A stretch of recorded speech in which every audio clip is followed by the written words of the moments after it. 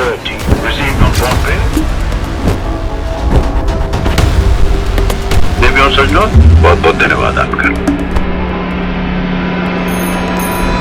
नमस्कार दोस्तों, सोचिए आप सब्जी लेने जा रहे हैं, वॉलेट नहीं है आपके पास, ना आपके पास कोई कैश है, आप सिर्फ एक फोन लेके मार्केट जाते हो। वहाँ पे आप क्या करते हो, सामने वाले से मोबाइल नंबर लेते हो या QR कोड की स्कैन करते हो और फिर पिन डालते हो और पेमेंट हो जाती है। आज हर सेकंड में भारत में 7,500 से ज्यादा UPI ट्रांजैक्शंस हो रहे हैं। ये सिर्फ नंबर नहीं, ये एक डिजिटल क्रांति है। लेकिन सोचिए, ये सिस्टम सेफ है? इसको किसने बनाया? ये कैसे शुरू हुआ? इसमें फ्रॉड को कैसे रोका जा सकता है? ये काम कैसे करता है? आज हम UPI की पूरी कहानी समझेंगे, सरल भाषा में, नंबर और स्टोरीज के साथ में।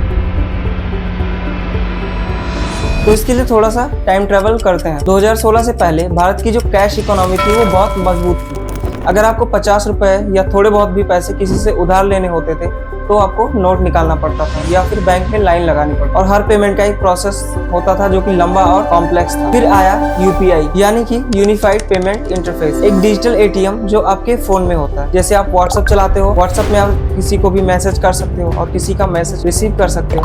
वैसे ही UPI जो होता है वो आपके फोन में ही एक टाइप का ATM होता है। आप किसी को भी पैसे इसके थ्रू भेज सकते हो और किसी से भी इसके थ्रू पैसे रिसीव कर सकते हो। जैसे अभी बच्चे अपनी पॉकेट मनी से पेमेंट्स सेव कर सकते हैं, स्टूडेंट्स अपनी फीस और किताबों का पेमेंट कर सकते हैं, प्रोफेशनल्स जो हैं वो अपनी सैलरी और अपने बिजनेस का पूरा डिजिटल खर्च मैनेज कर सकते हैं और इजीली पैसे का लेन देन कर सकते हैं। ये बिल्कुल उतना ही सिंपल है जितना सिंपल आप WhatsApp पे मैसेजेस करते हैं। सेम टाइप में आप किसी को भी पेमेंट्स भेज सकते हैं अपने बैंक से, अपने अकाउंट से दूसरे के अकाउंट में। और दोस्तों, ये कोई मैजिक या फिर जादू नहीं है, ये एक सिंप्लीफाइड ऑर्गेनाइज्ड टेक्नोलॉजी है। 2008 में NPCI यानी कि national payments corporation of India बना, लेकिन हम अभी भी कैश पर निर्भर थे।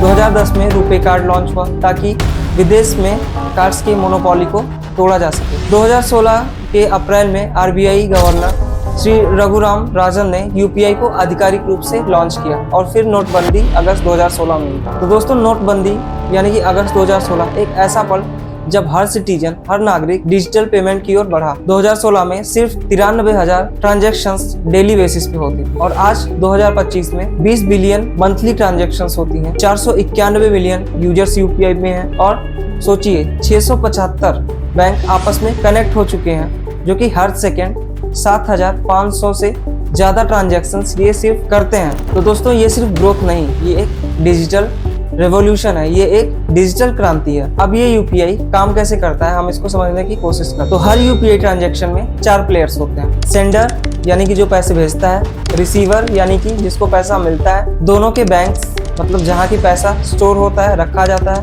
और NPCI का सर्वर यानी कि जो national payments corporation of India है उसका सर्वर, जो एक बैंक से दूसरे बैंक तक पैसे को भेजता है। प्रोसेस बहुत आसान है। आप ऐप ओपन करते हो, आप रिसीवर के QR कोड को स्कैन करते हो या फिर UPI ID डालते हो या फिर मोबाइल नंबर डालते हो और अमाउंट डालकर पिन सेट करके कंफर्म कर दो। सब कुछ विद इन 2 से 3 सेकंड में रियल टाइम पे होता है। अगर ट्रांजैक्शन फेल हो जाए तो 24 घंटे में पैसे वापस आ जाते हैं। इसमें सिक्योरिटी भी बहुत ज्यादा मजबूत है। सिक्योरिटी की अगर बात करें तो सबसे पहले आपका फोन लॉक होता है। सेकंड लेयर पे आता है आपका ऐप लॉक, जो भी आपका UPI ऐप है यानी कि फोन पे, पेटीएम, गूगल पे, उस पे भी लॉक लगा होता है। उसके बाद फिर आप जब ट्रांजैक्शन कंप्लीट करना चाहते हो तो जो अमाउंट डालते हो उसके बाद भी आपको एक UPI पिन डालना पड़ता है और फिर बैंक वेरिफिकेशन होके ट्रांजैक्शन कंप्लीट होता है। इसके बाद इसमें एंड टू एंड एनक्रिप्शन होता है, यानी कि ये साइंस बहुत ही ज़्यादा टेक्निकल और परफेक्ट मिक्सचर है, जिससे एक ही टैप में हम ये सारा एक्सपीरियंस करते हैं और पेमेंट को कंप्लीट करते हैं, चाहे हमें पेमेंट भेजना हो या फिर पेमेंट रिसीव करना हो। दोस्तों, अगर हम नंबर्स की बात करें तो डेली 645 मिलियन ट्रांजैक्शंस और 65 मिलियन मर्चेंट्स और 491 मिलियन यूजर्स यानी कि 85% डिजिटल मार्केट शेयर UPI पे है। UPI वीजा और मास्टर कार्ड जैसे दिग्गजों को भी पीछे छोड़ दिया है। दुनिया का 50% रियल टाइम पेमेंट भारत से हो रहा है। ये डेटा सिर्फ आंकड़े नहीं, ये रिसर्चर्स के लिए एक गोल्ड माइन है। ये कंज्यूमर्स के और मर्चेंट्स के यूजर बिहेवियर को स्टडी कर सकते हैं, उनका एडॉप्शन और उनका ग्रोथ इनके लिए एक परफेक्ट केस स्टडी बन सकता है। इसमें हर आयु, हर वर्ग के लिए UPI के बहुत सारे अलग अलग फायदे हैं। जैसे बच्चों के लिए 2000 का डेली लिमिट के साथ सिक्योरिटी और एजुकेशनल पेमेंट कर सकते हैं। स्टूडेंट्स की अगर हम बात करते हैं तो वो अपने मेस की फ़ीस, कॉलेज की फ़ीस, किताबें, ऑनलाइन शॉपिंग, ग्रुप बिलिंग ये सब कर सकते हैं। प्रोफेशनल्स की अगर हम बात करें तो अपनी पूरी सैलरी, अपना पूरा कैब बुकिंग और जो भी बिजनेस खर्च आता है वो यूपीआई के थ्रू कम्प्लीटली हर जगह मैनेज कर सकते हैं। अगर हम सीनियर सिटीजन की बात करें तो सीनियर सिटीजन्स का पेंशन, मेडिकल बिल और इमरजेंसी पेमेंट्स एक टैप में सब कंप्लीट हो जाता है। यूपीआई ने हर उम्र के लिए जीवन आसान बना दिया है।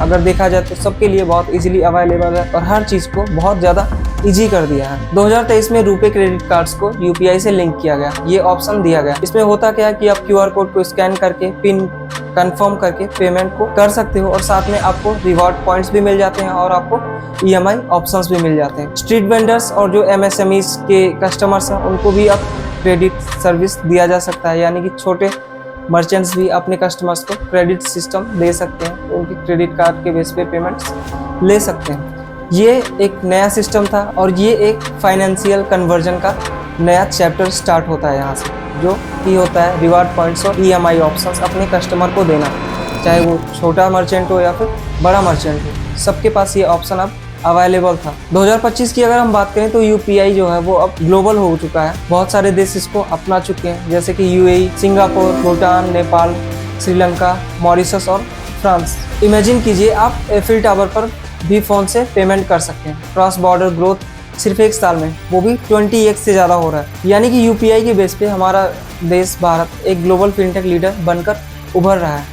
ये एक क्लासिक एग्जाम्पल है कि कैसे घरेलू न्यू सिस्टम्स इंटरनेशनली इतना एक्सपेंड कर रहे हैं। अगर हम बात करें यूपीआई की तो इसमें कुछ फ्रॉड्स भी होते हैं और कुछ रियल टाइम एग्जांपल्स इसके देखेंगे, जैसे कि फिशिंग का मतलब होता है किसी फेक लिंक पर क्लिक करना और अपने यूपीआई पिन डालकर अकाउंट को पूरा खाली कर देना, यानी कि आपके पास कोई डुप्लीकेट या स्पैमिंग लिंक्स आएंगी, उस पर आप क्लिक करोगे और आप अपना डिटेल्स डालोगे अकाउंट का, फिर वो आपके अकाउंट को साफ कर देंगे। फिर आता है विशिंग क्या होता है कि आप कॉल पे ओटीपी को शेयर करते हैं और इससे आपका नुकसान हो सकता है, तो आप इससे भी बच के रहिए। थर्ड आता है क्यूआर स्कैन।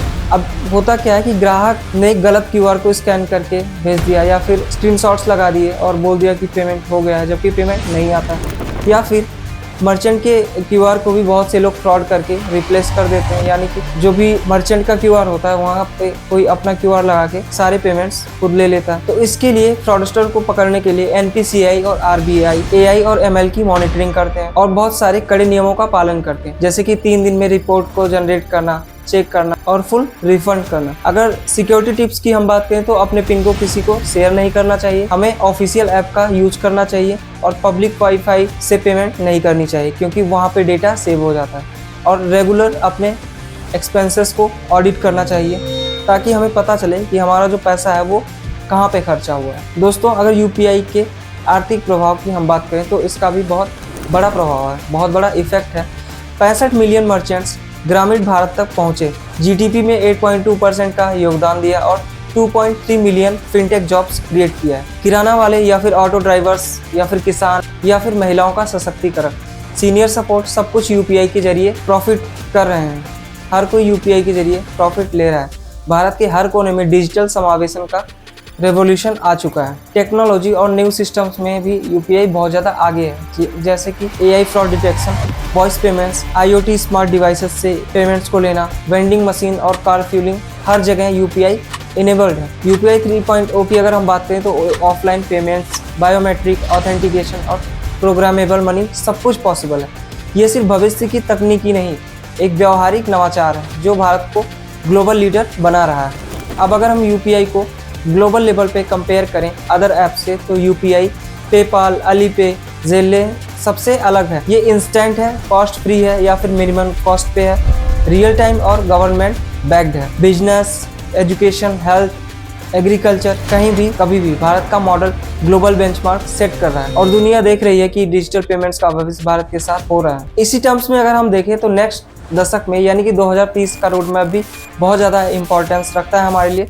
तो 2025 के अंत तक डेली 1 बिलियन ट्रांजैक्शंस का टारगेट कंप्लीट हो रहा है। 15 देशों में इसका विस्तार हो चुका है। रुपया इंटरनेशनली मुद्रा के लिए तैयार है। ऑफलाइन, वॉइस बेस्ड और बायोमेट्रिक अपनाने के साथ 100% कैशलेस सोसाइटी का माइलस्टोन भी तय है। ये रोड मैप रिसर्चर्स के लिए एक परफेक्ट केस स्टडी है। एडॉप्शन, स्केलेबिलिटी और सामाजिक इफेक्ट के लिए। तो बच्चों, स्टूडेंट्स, प्रोफेशनल, शोधकर्ता, तो चाहे वो बच्चे हों, चाहे स्टूडेंट्स हो, चाहे प्रोफेशनल्स हो या फिर कोई रिसर्चर हो, यूपीआई सिर्फ एक पेमेंट ऐप नहीं, भारत की नई जनरेशन का नया ड्रीम है।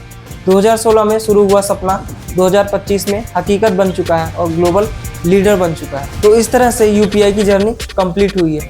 तो दोस्तों, अगर आपको वीडियो पसंद आई है तो वीडियो को लाइक कीजिए, शेयर कीजिए और चैनल को सब्सक्राइब कीजिए और कमेंट्स में बताइए कि आप कितना यूपीआई इस्तेमाल करते हैं, आपका पसंदीदा ऐप कौन सा है और सबसे ज़्यादा सिक्योरिटी टिप्स आप यूपीआई के लिए क्या देने चाहते हैं। तब तक के लिए थैंक यू, धन्यवाद, जय हिंद।